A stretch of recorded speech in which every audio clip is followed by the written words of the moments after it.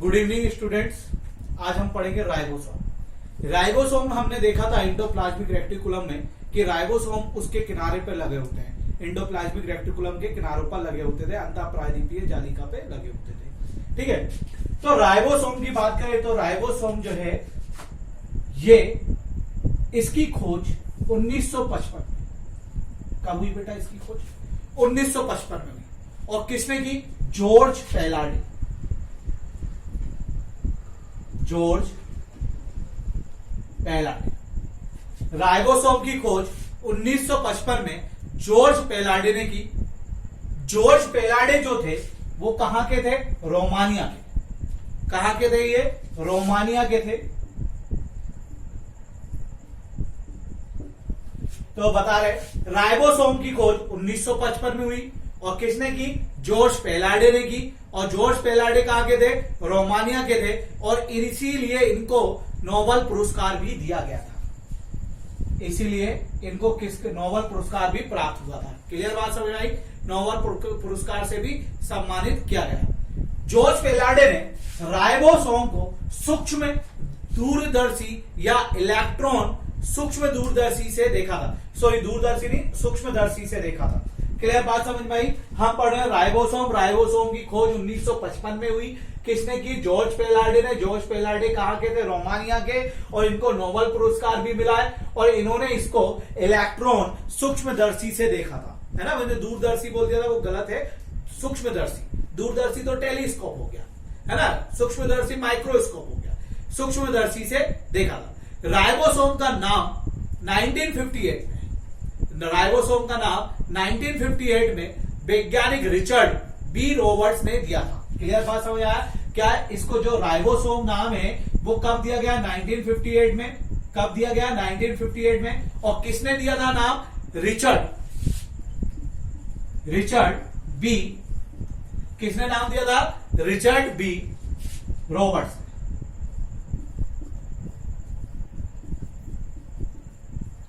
Richard B Roberts ने दिया। Clear बात समझ आया? रॉबर्ट या रॉबर्ट्स होगा। तो राइबोसोम की खोज कब हुई? 1955 में। किसने की? जॉर्ज पेलाडे ने की। और जॉर्ज पेलाडे कहां के थे? रोमानिया के थे। और रोमानिया के थे इन्होंने किससे देखा था? इलेक्ट्रॉन सूक्ष्मदर्शी से देखा था, इलेक्ट्रॉन माइक्रोस्कोप से देखा था। और इनको नोबेल पुरस्कार भी मिला था। इसको नाम 1958 में रिचर्ड बी रॉबर्ट्स ने दिया है। राइबोसोम नाम किसने दिया है? एक वैज्ञानिक है, रिचर्ड बी रॉबर्ट्स ने दिया है। राइबोसोम एंडोप्लाज्मिक रेटिकुलम ऐसा होता है। मैंने बताया, मैंने सिंपल एक डायग्राम बनाया था कि ये केंद्रक हो गया, ये कोशिका झिल्ली हो गई और इसके बीच में क्या लगा होता है? राइबोसोम लगा होता है। क्लियर? एंडोप्लाज्मिक रेटिकुलम लगा होता है, अंतःप्रायदीपीय जालिका। जिनने पुराना वीडियो नहीं देखा वो पुराना वीडियो देखें, अंतःप्रायदीपीय जालिका पार्ट 2 में होगा, है ना। तो इसके किनारे पर राइबोसोम लगे होते हैं। और ये जो राइबोसोम होते हैं इसमें कोई भी झिल्ली नहीं होती है, ये झिल्ली विहीन होते हैं। तो पहले पॉइंट क्या लिखोगे? राइबोसोम की खोज 1955 में जॉर्ज पेलाडे ने की, जो कि रोमानिया के थे और इन्हें नोबेल पुरस्कार मिला। क्लियर? दूसरा पॉइंट लिखोगे राइबोसोम का नाम 1958 में रिचर्ड बी रॉबर्ट्स के द्वारा दिया गया। तीसरा पॉइंट लिखोगे राइबोसोम जो होते हैं उनमें झिल्ली नहीं पाई जाती, झिल्ली विहीन होते हैं। क्या होते हैं? झिल्ली विहीन होते हैं। राइबोसोम, तीसरा पॉइंट आएगा, राइबोसोम का कार्य क्या होता है? राइबोसोम का कार्य होता है प्रोटीन का निर्माण करना। क्लियर? राइबोसोम प्रोटीन का निर्माण करते हैं, इसीलिए इन्हें प्रोटीन संश्लेषण या प्रोटीन संश्लेषण का प्लेटफॉर्म या प्रोटीन की फैक्ट्री कहते हैं। क्लियर बात समझ आया? तो राइबोसोम जो है, राइबोसोम क्या होता है? झिल्ली विहीन होता है इसी, और ये क्या करता है? प्रोटीन का निर्माण करता है। इसीलिए राइबोसोम को प्रोटीन संश्लेषण का प्लेटफॉर्म या प्रोटीन की फैक्ट्री कहते हैं। फिर से बात करते हैं, क्या कहते हैं? राइबोसोम में झिल्ली होती है कि नहीं? नहीं होती, झिल्ली विहीन होता है। ये क्या करता है? प्रोटीन का निर्माण करता है, इसीलिए इसे क्या कहते हैं? प्रोटीन संश्लेषण का प्लेटफॉर्म या प्रोटीन की फैक्ट्री कहते हैं। क्या कहते हैं? प्रोटीन की फैक्ट्री कहते हैं। राइबोसोम की आंतरिक संरचना की खोज हमारे भारतीय मूल के वैज्ञानिक थे वेंकटरमन रामकृष्णन ने की थी। क्लियर बात समझ में आया? रामकृष्णन ने की थी। तो राइबोसोम की आंतरिक संरचना की खोज भारतीय मूल के वैज्ञानिक वेंकटरमन रामकृष्णन ने की थी। किसने की थी? वेंकटरमन रामकृष्णन ने की थी। क्लियर बात समझ आया? और वेंकटरमन रामकृष्णन ने की थी। इन्हीं इसी खोज के लिए, राइबोसोम की आंतरिक संरचना की खोज के लिए 7 अक्टूबर 2009 को नोबेल पुरस्कार से सम्मानित किया गया था वेंकटरमन रामकृष्णन को। क्लियर बात समझ आया? वेंकटरमन रामकृष्णन को क्या किया गया था? सम्मानित किया गया था। 7 अक्टूबर 2009 को नोबेल पुरस्कार दिया गया था। क्लियर बात समझ आया? दूसरी बात, स्तनधारियों के आरबीसी, जो लाल रक्त कणिकाएं होती है स्तनधारी की, उनमें राइबोसोम नहीं पाया जाता है, इसीलिए स्तनधारी की आरबीसी प्रोटीन नहीं बना पाता है। इसीलिए स्तनधारी की आरबीसी क्या नहीं बना पाता? प्रोटीन। फिर से हम बात करते हैं राइबोसोम के बारे में। पूरा राइबोसोम की खोज नोट्स देख लेना है, ऐसे ही बनाना है। राइबोसोम की खोज 1955 में जॉर्ज पेलार्डे ने की। ये कहां के थे? रोमानिया के थे, इसीलिए इनको क्या मिला? नोबेल पुरस्कार मिला। राइबोसोम नाम 1958 में रिचर्ड डी रॉबर्ट्स ने दिया। राइबोसोम झिल्ली विहीन होता है। राइबोसोम प्रोटीन का संश्लेषण के निर्माण या प्रोटीन का निर्माण का कार्य करता है, इसीलिए इसे प्रोटीन संश्लेषण का प्लेटफॉर्म या प्रोटीन का फैक्ट्री कहा जाता है। राइबोसोम की आंतरिक संरचना की खोज रामकृष्णन ने की थी, वेंकटरमन रामकृष्णन ने की थी। इसीलिए वेंकटरमन, जो कि कहां के थे? भारतीय मूल के वैज्ञानिक थे। कहां के थे बेटा? भारतीय मूल के वैज्ञानिक थे, इसीलिए उनको 7 अक्टूबर 2009 को नोबेल पुरस्कार से सम्मानित किया गया। तीसरी बात, जो जितने भी स्तनधारी जंतु हैं, उनके स्तनधारी जंतुओं के लाल रक्त कणिकाओं में आरबीसी में राइबोसोम नहीं पाया जाता है। राइबोसोम नहीं पाया जाता है। यही कारण है कि स्तनधारी जंतुओं के आरबीसी प्रोटीन का निर्माण नहीं कर पाता है। क्लियर बात समझ आया? हाँ, प्रोटीन पाया जाता है ब्लड में, आगे बताऊंगा। 2 प्रकार के प्रोटीन होते हैं, एक जो उसको जमने से रोकता है और एक उसे जमाता है। क्लियर बात समझ आया? नेक्स्ट कुछ इंपॉर्टेंट पॉइंट्स है, नोट है। क्लियर? दुनिया का सबसे बड़ा स्तनधारी जंतु है ब्लू व्हेल।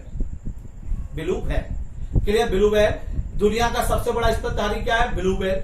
दुनिया का सबसे छोटा स्तनधारी है छछूंदर। क्लियर? दुनिया का सबसे छोटा स्तनधारी कौन है? छछूंदर। तीसरा, दुनिया का सबसे बड़ा स्तनधारी कौन हो गया? Blue whale. दुनिया का सबसे छोटा स्तनधारी कौन हो गया? छछूंदर। जमीन पर, स्थल पर सबसे बड़ा स्तनधारी है हाथी। जमीन पर सबसे बड़ा स्तनधारी है हाथी। जमीन पर या स्थल पर सबसे लंबा स्तनधारी है जिराफ। सबसे लंबा स्तनधारी कौन है? जिराफ। मैंने बताया दुनिया का सबसे बड़ा स्तनधारी है ब्लू व्हेल, दुनिया का सबसे छोटा स्तनधारी जंतु छछूंदर, स्थल पर सबसे बड़ा स्तनधारी क्या है? हाथी, और स्थल पर सबसे लंबा स्तनधारी है जिराफ। स्थल पर मतलब स्थल पर, और ब्लू व्हेल कहां रहती? पानी पर रहती है। क्लियर बात समझ में आया? अब नेक्स्ट टॉपिक हम चालू करते हैं। राइबोसोम हो गया, बहुत अच्छे से रिवीजन हो गया। राइबोसोम के बाद आता है आपका नेक्स्ट टॉपिक,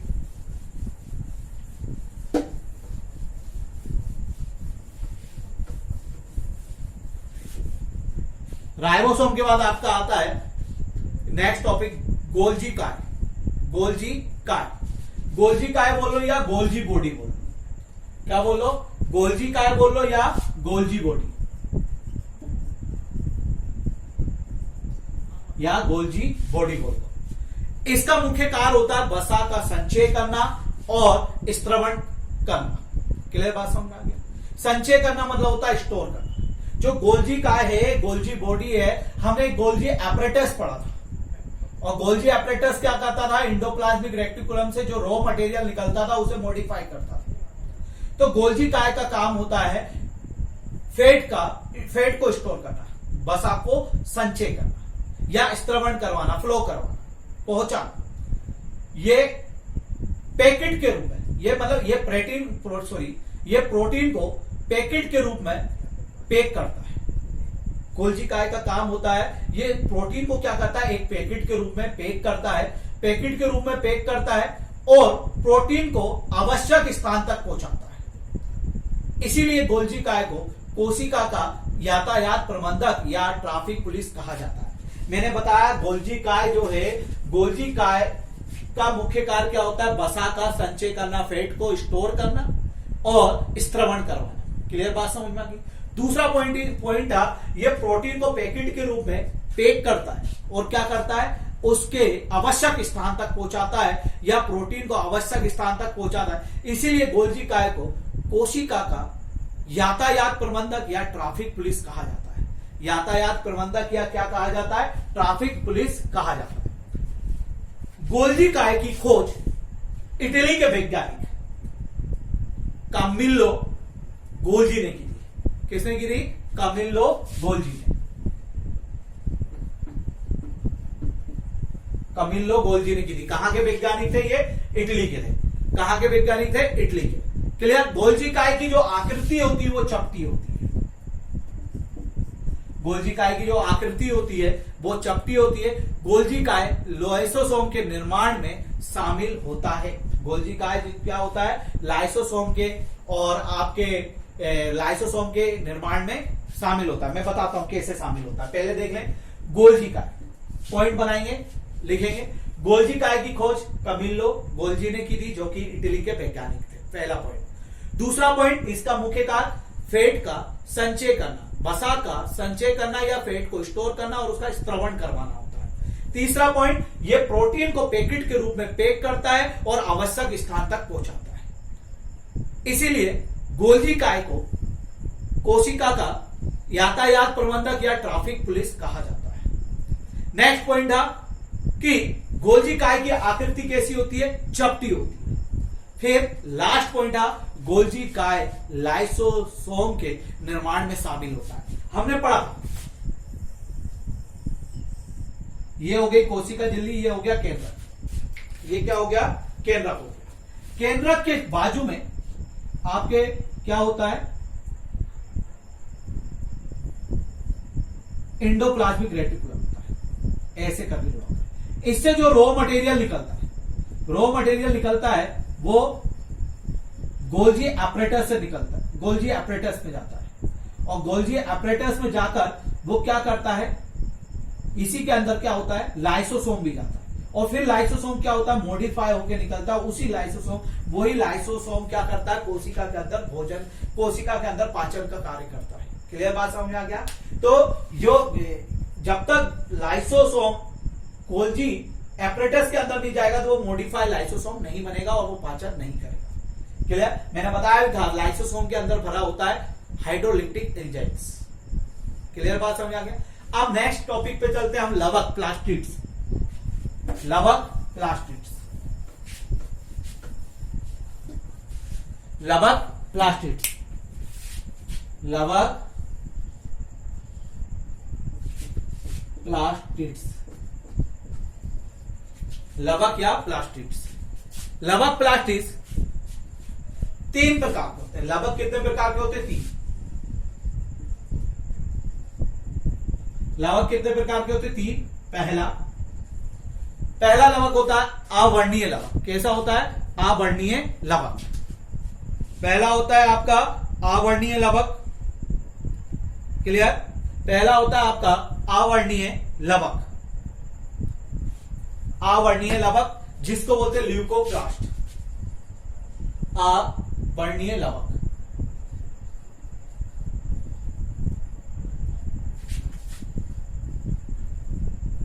जिसको बोलते हैं ल्यूकोप्लास्ट। क्लियर? दूसरा होता है आपका वर्णीय लवक।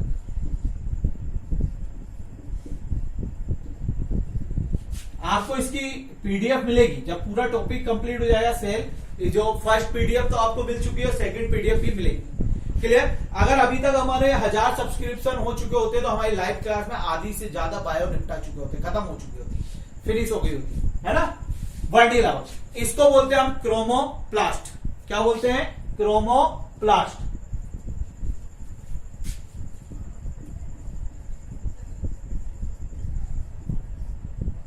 फिर तीसरा आता है आपका, पहला हो गया अवर्णीय लवक ल्यूकोप्लास्ट, दूसरा हो गया आपका वर्णीय लवक क्लोरोप्लास्ट और तीसरा आता है हरित लवक।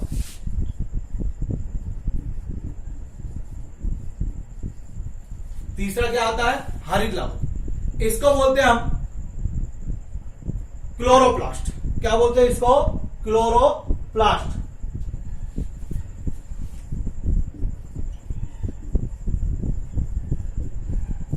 क्लोरोप्लास्ट। तो मैंने बताया लवक, मेन पॉइंट होता है लवक जंतु कोशिकाओं में नहीं पाया जाता, ये पाया जाता है पादप कोशिका। पहली बात, लवक कितने प्रकार के होते हैं? तीन। अवर्णीय लवक ल्यूकोप्लास्ट, वर्णीय लवक क्रोमोप्लास्ट, हरित लवक क्लोरोप्लास्ट। क्लियर बात समझ आया? अब बात करेंगे अवर्णीय लवक की। पहले तो आप बनाओगे हेडिंग, सबसे पहले टॉपिक क्या है आपका, लवक है, प्लास्टिड्स है। और प्लास्टिड्स में अगर आप बात करोगे तो ये किसमें पाया जाता है, जंतु कोशिकाओं में नहीं पाया जाता है, पादप कोशिकाओं में पाया जाता है। कितने प्रकार के होते हैं, 3 लवक। कितने होते हैं, 3। पहला ऐसे टॉपिक बनाओगे, अवर्णीय लवक ल्यूकोप्लास्ट, दूसरा वर्णीय लवक क्रोमोप्लास्ट, तीसरा आपका हरित लवक क्लोरोप्लास्ट। क्लियर? मैं इसको बहुत डीप में समझा सकता हूं, लेकिन डीप में हम लोग कंपटीशन एग्जाम की तैयारी कर रहे हैं, ना कि हम किसी पर्टिकुलर एक बायोफील्ड की तैयारी कर रहे हैं। क्लियर? तो अब पहला हेडिंग डलेगा आपका अवर्णीय लवक ल्यूकोप्लास्ट। पहला हेडिंग क्या डलेगा, अवर्णीय लवक ल्यूकोप्लास्ट, अवर्णीय लवक ल्यूकोप्लास्ट। अवर्णीय लवक की हम बात करें, अवर्णीय लवक की हम बात करें तो अवर्णीय लवक जो होता है ये पौधों के रंगहीन भागों में पाया जाता है। ये कहां पाया जाता है, पौधों के रंगहीन भागों में। कोई पौधा है,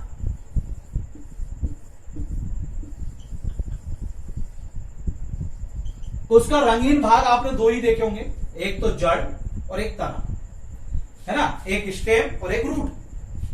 क्लियर? तो सीधी बात बताते हैं, ये पौधों के उस भाग में पाया जाता है जहां सूर्य का प्रकाश नहीं पहुंच पाता है। जड़ में भी सूर्य का प्रकाश नहीं पहुंच पाता है, पत्तियों के कारण तनों पे भी सूर्य का प्रकाश नहीं पहुंच पाता है। क्लियर बात समझ आया? ये पौधों के रंगीन भागों में पाया जाता है, पहला पॉइंट। दूसरा पॉइंट, ये पौधों के उस भाग में पाया जाता है जहां सूर्य का प्रकाश या प्रकाश नहीं पहुंच पाता है, जैसे जड़ और तना। जड़ या भूमिगत तना, भूमि के अंदर जो तना होता है उसमें भी पाया जाता है, भूमिगत तना। क्लियर? इसे अवर्णीय लवक को, अवर्णीय लवक को ही रंगहीन, रंगीन नहीं बेटा, रंगहीन लवक कहा जाता है, कलरलेस, कलरलेस प्लास्टिड्स कहा जाता है।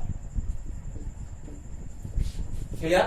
रंगहीन लवक कहा जाता है। मैंने बताया अवर्णीय लवक ल्यूकोप्लास्ट कहां पाया जाता है, पौधे के उस भाग में जहां पर सूर्य का प्रकाश नहीं पहुंचता है, इसी को रंगहीन लवक कहा जाता है। ये पौधे के भूमिगत तना या जड़ में पाया जाता है। नेक्स्ट, इसका मुख्य कार्य होता है भोजन का संचय करना। क्या काम होता है इसका, भोजन का संचय करना या स्टोर करना। इसका मुख्य कार्य होता है भोजन का संचय करना। ये पौधे के तना तथा जड़ के अवर्णीय रूप में संग्रहित होता है। ये जो पौधा होता है उसके तनों, फिर से बता रहा हूं, इसका मुख्य कार्य होता है भोजन का संचय करना। क्लियर बात समझ? ये पौधे के तना तथा जड़ों के में अवर्णीय रूप में, मतलब रंगहीन रूप में, अवर्णीय रूप में उपस्थित होता है या संग्रहित होता है। ये भोजन को क्या करता है, तने और जड़ में अवर्णीय रूप में या रंगीन रूप में, रंगहीन रूप में क्या करता है, भोजन को ये भोजन को या अवर्णीय रूप में संग्रहित करता है। तो इसका पॉइंट लिख सकते हो, ये पौधे में तना तथा जड़ से अवर्णीय रूप से संग्रहित होता है। ये ऊर्जा को स्टार्च के रूप में रखता है। ये जो ऊर्जा है, एनर्जी है, उसको किसके रूप में रखता है, स्टार्च के रूप में रखता है। एग्जाम्पल के लिए हो सकता है गन्ना, आलू, शकरकंद आदि, शुगर के, पोटैटो एक्सेट्रा, है ना। फिर से बता, अवर्णीय लवक पौधे के उस भाग में पाया जाता है जहां सूर्य का प्रकाश नहीं पहुंच पाता है, जड़, भूमिगत तना। अवर्णीय लवक दूसरी तरीके से ये भी बोल सकते हैं वहां पाया जाता है जहां पर रंगहीन होता है, मतलब रंग नहीं होता है, इसीलिए अवर्णीय लवक को रंगहीन लवक भी कहा जाता है। क्लियर बात समझ आ गया? क्या कहा जाता है, अवर्णीय लवक भी कहा जाता है। नेक्स्ट पॉइंट, ये भोजन का, ये इसका मुख्य कार्य भोजन को संचय करना होता है। ये भोजन का संचय स्टार्च के रूप में या ऊर्जा का संचय स्टार्च के रूप में करता है। एग्जाम्पल गन्ना, शकरकंद आदि, है ना, गन्ना पर आलू, शकरकंद आदि। क्लियर? अब बात करते हैं हम वर्णीय लवक की।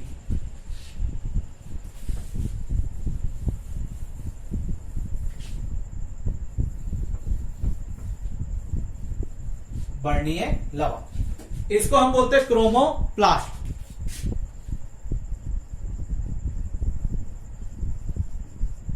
क्रोमोप्लास्ट ये पौधों के रंगीन भागों में पाया जाता है। पौधे या पौधे के फल वगैरह के या पौधों के रंगीन भागों में पाया जाता है, इसीलिए इसे रंगीन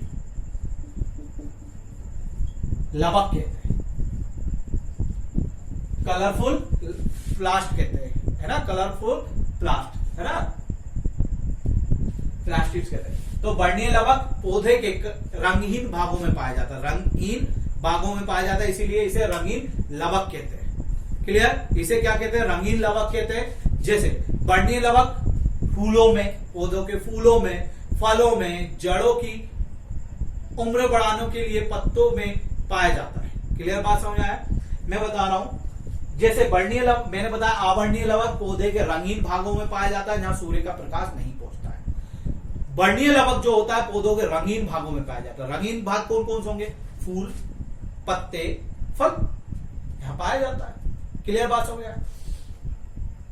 वर्णीय लवक जो होता है ये जड़ों की उम्र बढ़ाने के लिए पत्तों में भी पाया जाता है। क्लियर बात समझ? जड़ों की उम्र कैसे बढ़ेगी? अगर पत्ते सूख जाएंगे तो पत्ते सूख जाएंगे, अगर वर्णीय लवक नहीं होगा तो सूख जाएंगे और पूरा का पूरा टूट जाएगा। और मैंने एक चीज और बताई थी, आगे अपन देखेंगे, पकने में वर्णीय लवक में हरित लवक का रूपांतरण होता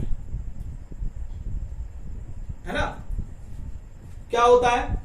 ये पॉइंट आप छोड़ो, ये आपके समझ का नहीं है। हम देखते हैं कि मैंने क्या बताया, अवर्णीय लवक पौधों के रंगीन भागों में नहीं पाया जाता है, वर्णीय लवक रंगीन भागों में पाया जाता है। क्लियर बात समझ? वर्णीय लवक जो होता है फल, फूल, पत्ते आदि में पाया जाता है। अब इसके कारण किस किस का कलर कैसा होता है तो देखते हैं। टमाटर का जो लाल रंग होता है वो लाइकोपीन के कारण होता है। टमाटर का लाल रंग लाइकोपीन के कारण होता है, कई बार पेपर में आ चुका है। क्लियर बात समझ आ गया?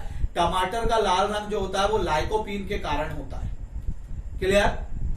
टमाटर का जो पीला रंग होता है, टमाटर का जो पीला रंग होता है वो कैरोटीन किसके कारण होता है? टमाटर का पीला रंग जो होता है वो कैरोटीन के कारण होता है, कैरोटीन के कारण होता है। टमाटर का लाल रंग लाइकोपीन के कारण, टमाटर का पीला रंग कैरोटीन के कारण। क्लियर बात समझ में आया? फिर गाजर और मिर्ची का पीला रंग, गाजर और मिर्ची का पीला रंग क्यों? गाजर में एक बीच में पीला पीला भाग रहता है, और मिर्ची जब हरी मिर्ची को काटोगे और ऐसे खोलोगे तो अंदर पीला पीला शेड होता है ना, पीला येलो टाइप का होता है। तो उसका रंग देखो, मैंने बताया टमाटर का लाल रंग लाइकोपीन के कारण, टमाटर का पीला रंग कैरोटीन के कारण, गाजर का पीला रंग भी कैरोटीन के कारण, मिर्ची के अंदर का पीला रंग भी कैरोटीन के कारण। क्लियर बात समझ में आया? टमाटर का लाल रंग किसके कारण होता है? लाइकोपीन के कारण। गाजर का पीला रंग कैरोटीन के कारण, टमाटर का पीला रंग कैरोटीन के कारण, टमाटर का मिर्ची का पीला रंग भी किसके कारण? कैरोटीन के कारण। फिर आता है चुकंदर का लाल रंग, जो चुकंदर होता है उसका लाल रंग होता है विटामिन के कारण, विटामिन नहीं विटामिन, है ना। जो चुकंदर होता है उसका लाल रंग होता है विटामिन के कारण, चुकंदर का लाल रंग होता है विटामिन के कारण। क्लियर बात समझ में आई? विटामिन के कारण। फिर आता है बैगन, जो बैगन होता है उसका बैगनी रंग होता है जैंथ्रो, बैगन का बैगनी रंग होता है जैंथ्रो, ये अभी पेपर में आया था भाई पटवारी के, है ना, जैंथ्रोसाइनिन के कारण, जैंथ्रोसाइनिन के कारण। तो लाल टमाटर का लाल रंग लाइकोपीन के कारण, मिर्ची का पीला रंग कैरोटीन के कारण, गाजर का पीला रंग कैरोटीन के कारण, टमाटर का पीला रंग कैरोटीन के कारण, चुकंदर का लाल रंग विटामिन के कारण, और बैगन का बैगनी रंग जैंथ्रोसाइनिन के कारण। क्लियर? हल्दी का पीला रंग कुकुरमीन के कारण। क्लियर? और शैवाल का लाल रंग होता है रेडोप्लास्ट के कारण, रेड्रोप्लास्ट के कारण। ये पेपर में बहुत बार आ गया है, एसएससी के पेपर में, रेड्रोप्लास्ट के कारण। हल्दी का पीला रंग होता है कुकुरमीन के कारण, किसके कारण? कुकुरमीन के कारण। क्लियर? और इसके बाद आपका शैवाल का जो लाल रंग होता है, जो शैवाल होता है उसका लाल रंग होता है वो होता है रेड्रोप्लास्ट के कारण। रेड्रोप्लास्ट के कारण। फिर बता देता हूं, टमाटर का लाल रंग लाइकोपीन के कारण, टमाटर का पीला रंग कैरोटीन के कारण, टमाटर का पीला रंग कैरोटीन के कारण, गाजर का पीला रंग कैरोटीन के कारण, मिर्ची का पीला रंग कैरोटीन के कारण, चकुंदर का लाल रंग विटामिन के कारण, फिर बैगन का बैगनी रंग जेंथ्रोसाइनिन के कारण, हल्दी का पीला रंग कुकुरबिन के कारण, और फिर आता है आपका सेवाल का लाल रंग रेड्रोप्लास्ट के कारण। सेवाल का लाल रंग किसके कारण होता है? रेड्रोप्लास्ट के कारण। तो आपने क्या पढ़ा आज? राइबोसोम पढ़ा। राइबोसोम के बाद आपने पढ़ा गोल्जी काय पढ़ा। गोल्जी काय के बाद हम आए लवक पर आए। एक और बचा है तारकाएं, है ना, सेंट्रोसोम, वो अभी बताएंगे। तो इसमें लवक कितने प्रकार के होते हैं? 3। ये किसमें पाया जाता है? वनस्पति कोशिका में पाया जाता है, जंतु कोशिका में नहीं पाया जाता। क्लियर? अब आता है नेक्स्ट टॉपिक आपका जो होगा वो होगा हरित लवक।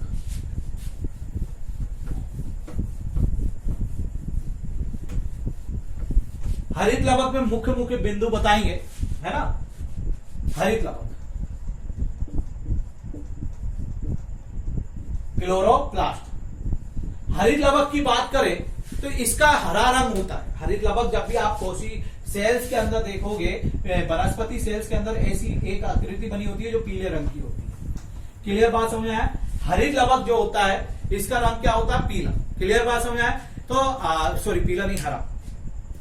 इसका हरा रंग होता है क्योंकि इसके अंदर हरा रंग का पदार्थ होता है जिसे हम, है ना, पर्णहरित कहते हैं। क्या कहते हैं? पर्णहरित कहते हैं, क्लोरोफिल कहते हैं। क्लियर बात समझा? मैंने बोला हरित लवक का जो रंग होता है वो हरा होता है क्योंकि इसके अंदर क्या भरा होता है? इसके अंदर हरा रंग का पदार्थ भरा होता है। जो हरा रंग का पदार्थ भरा होता है उसे पर्णहरित या क्लोरोफिल कहते हैं। इंग्लिश में क्लोरोफिल कहते हैं। क्लियर? तो आपसे पूछा या हरित लवक किस कलर का होता है? हरा। एक बार ऐसे ही मेरे एग्जाम में आ गया था, मैंने सोचा इतना इजी एग्जाम, इजी क्वेश्चन थोड़ा पूछेगा, पक्का इसका हरा रंग नहीं होता होगा, मैंने लाल टिक कर दिया था। ठीक है?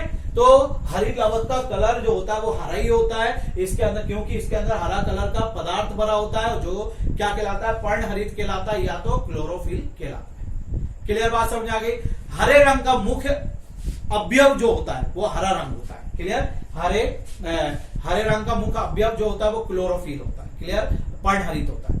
पत्तियों का जो हरा रंग होता है वो क्लोरोफिल के कारण ही होता है। जो पत्तियां होती है उनका हरा रंग जो होता है, हरा जो ग्रीन कलर होता है वो किसके कारण होता है? क्लोरोफिल के कारण या पर्णहरित के कारण होता है। कई बार पेपर में पूछा जा चुका है। पत्तियों का जो पीला रंग होता है, पत्तियों में जो पीला होता है सूखने के बाद, कैरोटीन के कारण होता है। किसके कारण होता है? कैरोटीन के कारण। क्लियर बात समझ आया?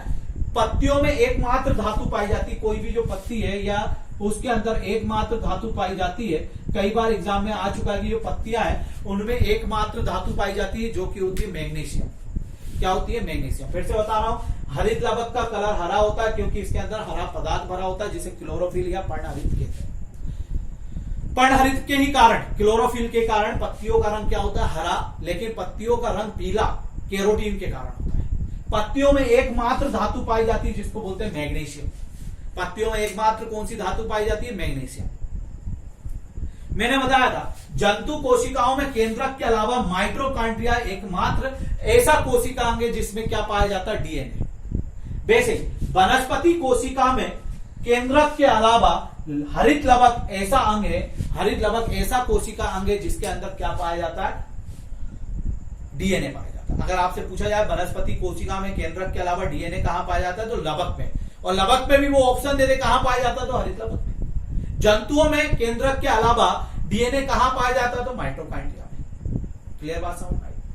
तो वनस्पति कोशिकाओं में केंद्रक के अलावा डीएनए हरित लवक में पाया जाता है। हरित लवक का मुख्य कार्य होता है प्रकाश, पानी और कार्बन डाइऑक्साइड से भोजन का निर्माण करना होता है। मैंने क्या बताया? हरित लवक का मुख्य कार्य होता है प्रकाश, सूर्य का प्रकाश, पानी, जल, है ना, जल बोलते हैं उसको, जल, सूर्य का प्रकाश, जल और कार्बन डाइऑक्साइड से भोजन का निर्माण करना। किसके? पौधे के भोजन का निर्माण करना। क्लियर? इसीलिए हरित लवक वनस्पति कोशिका का रसोई घर कहलाता है। क्या कहलाता है? रसोई घर। कोई भी पौधा है, ये पत्ती है, अगर ये खाना बनाएगी तो इसको किसकी जरूरत होगी? जल की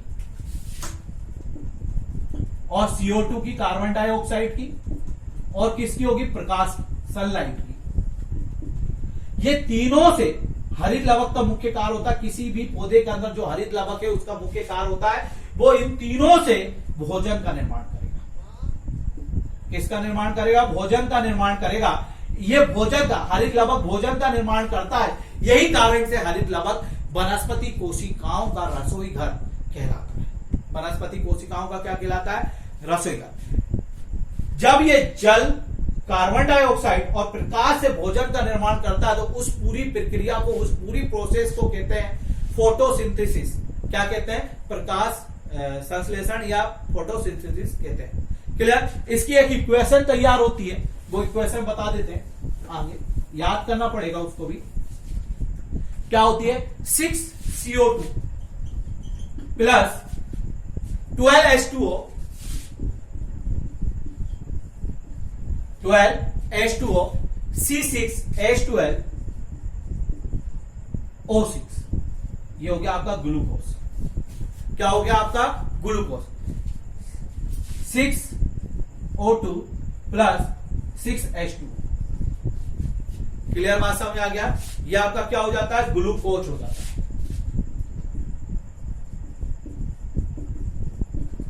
क्लियर बात समझ आई? तो क्या होता है इसमें? ऊपर होता है सूर्य का प्रकाश,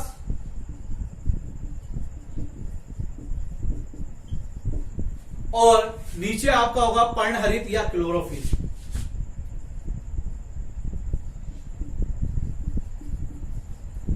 मैंने बताया हरित लावक क्या करता है? जल, कार्बन डाइऑक्साइड और सूर्य के प्रकाश से भोजन का निर्माण करता है। पौधों के भोजन का, वनस्पति कोशिकाओं के भोजन का निर्माण करता है। इसीलिए हरित लावक को वनस्पति कोशिकाओं का क्या कहते हैं? रसोई घर कहते हैं।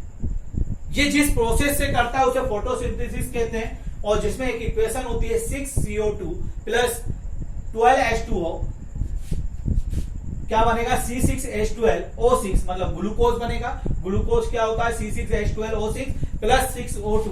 ग्लूकोज बस इतना ही होता है, 6O2 और प्लस 6H2O बनेगा। क्लियर? क्लोरोफिल, जो क्लोरोफिल है, पर्णहरित है, उसका मुख्य कार्य होता है सूर्य के प्रकाश को ऊर्जा में बदलना।